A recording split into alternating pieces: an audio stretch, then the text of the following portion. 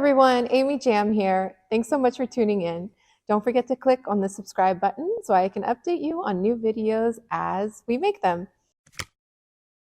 I hope everyone had an amazing week full of productivity, prosperity, and peace. What I want to talk about today is maintaining your success amidst the challenges that come about personally, professionally, and environmentally every day. As much as we want to say that, think positive and positive things will occur, there are outside aspects of life that happen that are not under our control. So, how do you maintain your focus, drive, and persistence to reaching your goals amidst emotional impacts, frustrations, and challenges that come our way? First item that I want to share with you all is an experience that I had myself. 2022 was one of the most challenging years of my life, both health-wise and personally and professionally. I would like to share with you all that I had a health challenge in not being able to actually move half of my face for almost a year now. It was the most shocking thing that happened to me, and I definitely was not expecting it. My work is all around communication. I present briefings, presentations, and speaking is my asset. So by not being able to move my face, I couldn't enunciate words properly. I was in constant pain, and just focusing on my subject matter would require me to read things maybe 3 times just to understand what I was reading in the first place. That was health. Personally, I had a death in the family, very near and dear to me. And professionally, I had the most responsibilities that I've ever had in my life.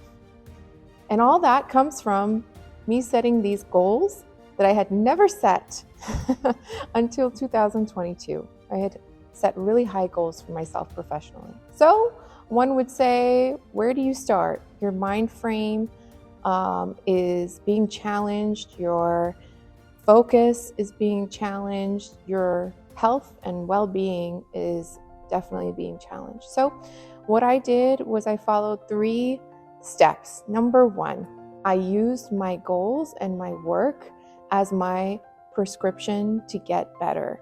People said to me, oh, you need to rest, you need to, take off of work for a certain amount of time. And I did, I did rest some and did take off work some.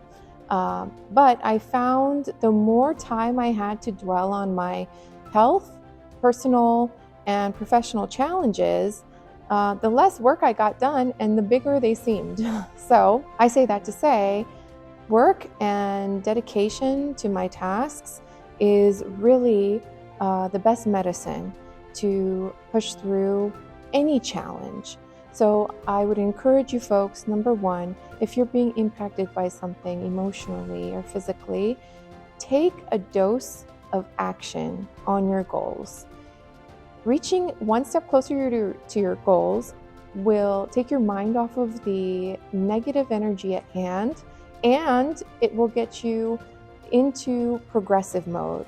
Once you do one task, you're going to want to do the next one and the next one, and then you don't realize it, but you've reached your goal.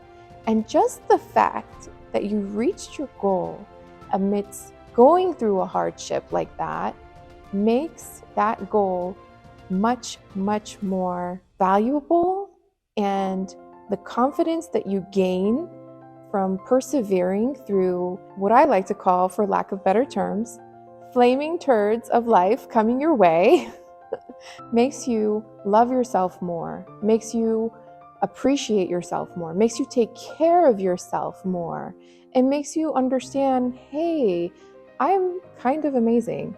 So that self-worth, self-gratitude, self-value helps you grow with your personal relationships, with your professional relationships, and actually changes the shape of your mind. I don't know if you all know this, but actually, when traumas occur to us at any age, the shape of our brain actually changes. When you're able to heal from that trauma step by step, the shape of your brain changes to the normal shape it should be. So we are all beings that are healable, and we are able to progress through any challenge that comes our way. Number 2, what I want to encourage you to do is find a new goal when you're hit with a challenge, something you did not expect to do. Take your mind off of the stress that's going on then and there. By doing so, you have something new to research. You have something new to dig into. It's a completely new realm. And again, it's a distraction. Take action to distract yourself from the negative. By doing so, you will be able to invest your whatever energy that you have left into something else. And you may not even get to it that year. That's okay. Just having something new to think about will help you heal, will help you persevere, and again, distract you from the negative.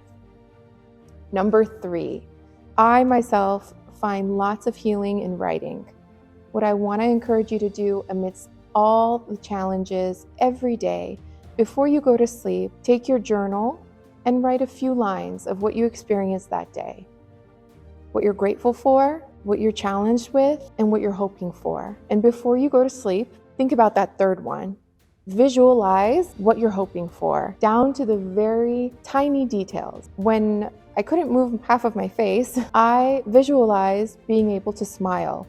I couldn't smile properly, and still I'm not 100% there yet, but slowly but surely, God willing. Write down what you want and visualize it down to the detail. For me, it was down to the color of the lipstick that I wanted to wear again, down to the laughter that I wanted to hear out of my diaphragm. I wanted to laugh out of my diaphragm, not out of like being, a lady and, I wanted to laugh like loud again. And my goals, I wanted to see myself in the assets that I had invested in. I wanted to have more and more of a footprint across the real estate landscape.